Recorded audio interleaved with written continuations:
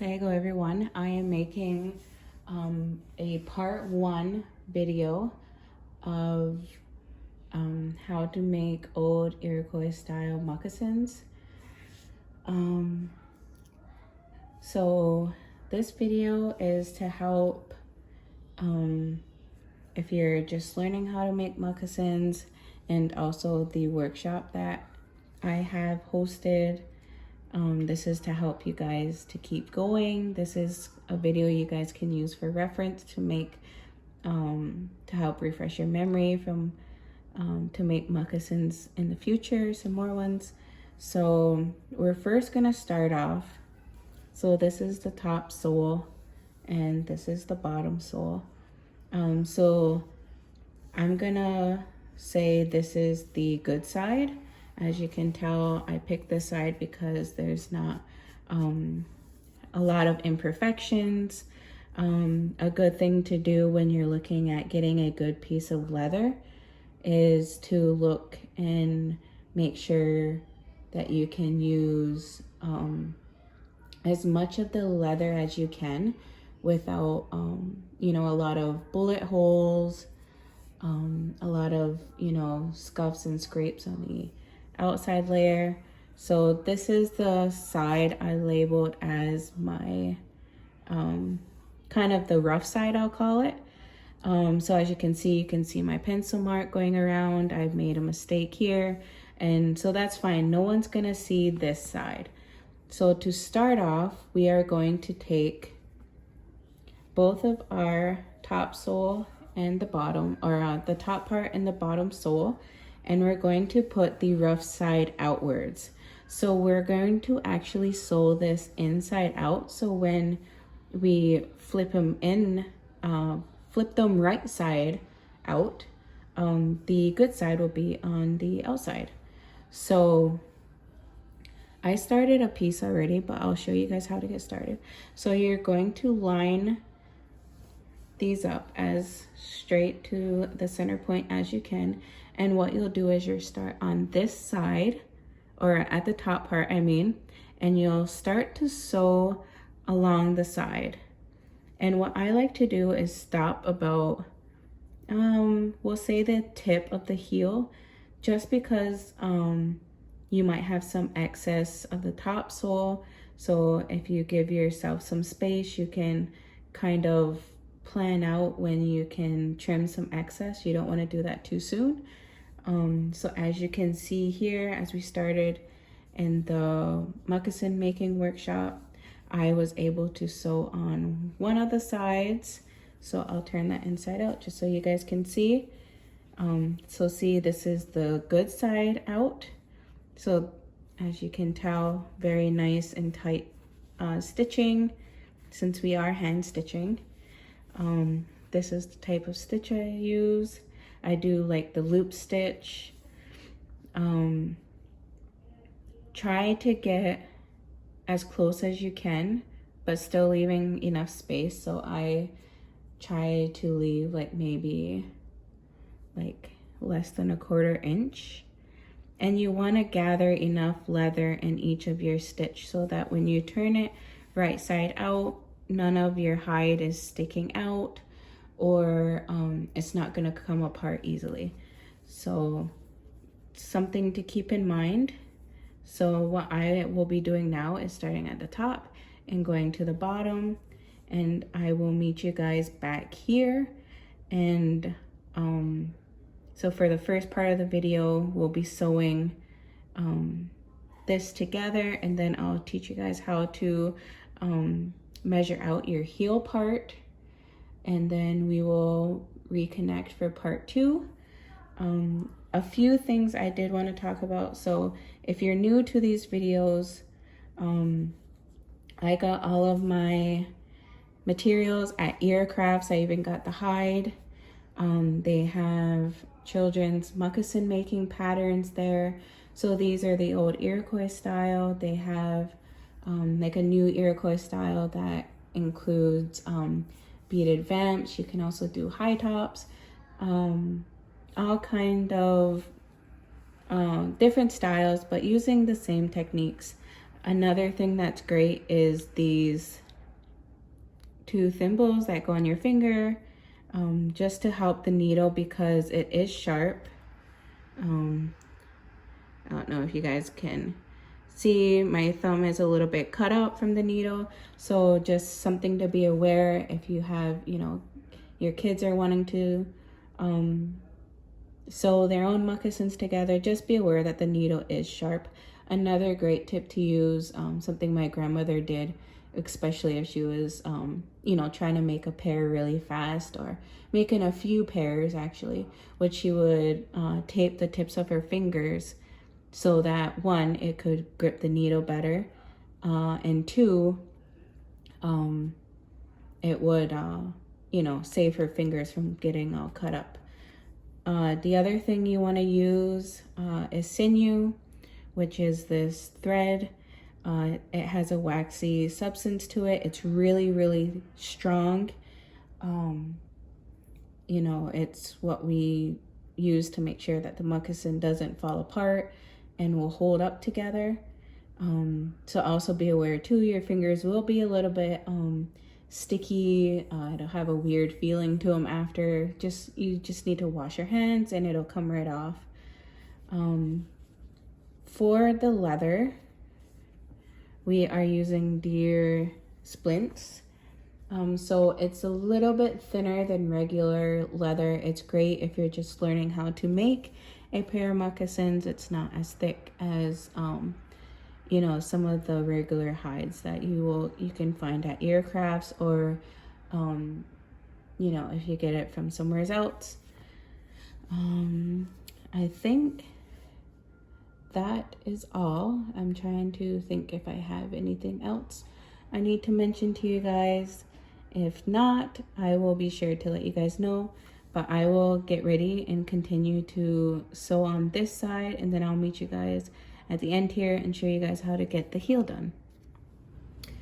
So as you can see, I stopped right kind of at the tip of the sole part, just at the heel. So what I'm going to do now is pretend there is an imaginary line that goes right through the middle. So let's say this is the middle point that I have. So what I'm gonna do is continue to sew from this side to that imaginary middle line, and then I'll stop, and then I'll go on this side and sew from here to the middle until the two parts of the top part come together. So I'll sew them up and then meet you back here and I'll show you guys what to do. So here we are, we have the sole all sewn up together. As you can tell, we do have some excess that we will cut off.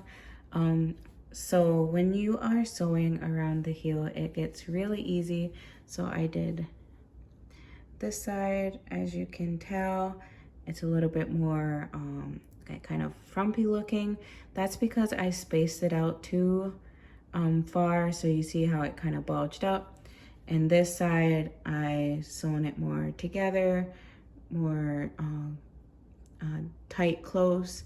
So you really kind of want to find that happy medium, so your leather and this heel part doesn't pucker up like this, which is really easy to do when you are sewing far apart. So I just wanted to do, you know, to show you the two differences.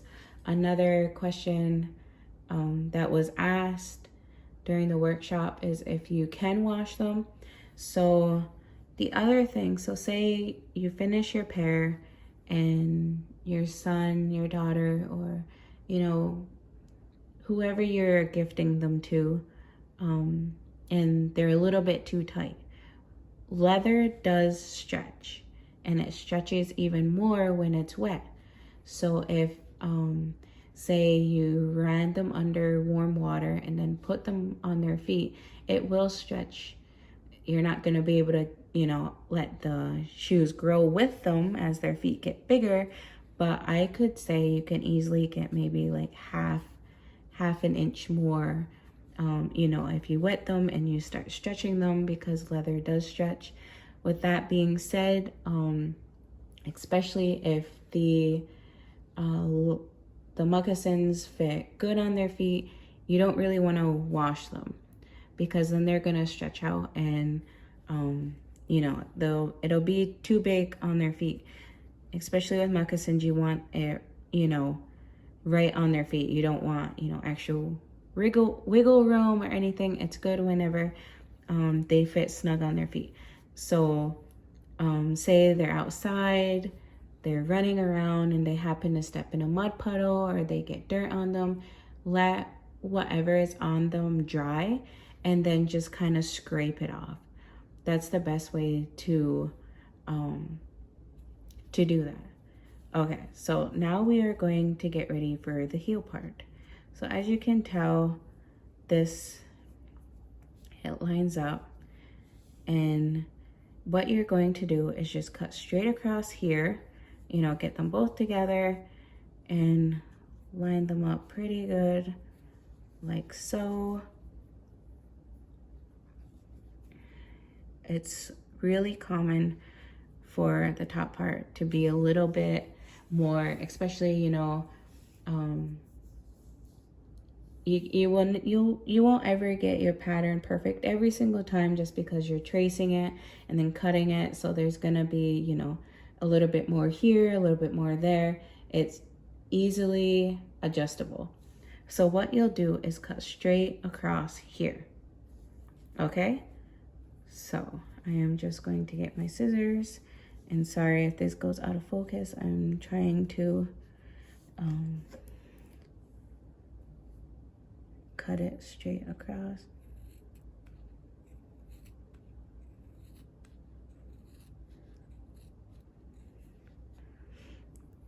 And even if you do have excess on the top, always still trace the patterns exactly how they are.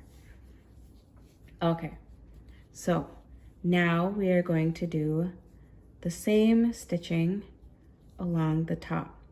But the thing is, so this little extra bit right here is going to be part of the collar. So it will fold down like that. So we don't want our stitching on the outside. So what I do, and what I've seen my grandmother do, is I sew this, like, you know, the rough side still out. So I sew up to about halfway. So I'm gonna do the loop stitch up until halfway, maybe just a little bit more than halfway. So we'll say around here. So we're going to do the loop stitch up to about here. Then we will flip them inside out and continue the stitch, just so you can hide it. So I will stitch from here till, we'll say, about here, and then I'll come back on and I'll show you guys how to do the rest of it. All right, so as you can see, I have sewn from the tip over here to just about halfway. So now we are going to flip the moccasins right side out. And look at that, look how pretty that is. So now I am going to sew right here from where we ended to the top. And that way, when I put the leather back like that for the cuff, you will not see any sew marks. So we will start right here and go to the end. So now that we have the edging, I don't really know what to call this part. Now that we have this part done, I am going to end this video for this week. So now next week we'll work on getting the tongue part cut out on the sides. We'll work on getting that sewn on, and we'll also work on getting the laces in. For the laces, if you do have a leather punch, that is great. If not, all you really need to make holes for it is a pair of sharp scissors. So yeah, so this, don't mind my, right there, don't mind that. So yeah, so this is what the back of your moccasin will look like. So I hope everyone has a great long weekend, and we will see you the week after for part 2. And after part 2, you will know how to finish making your very own pair of moccasins. Thank you guys so much.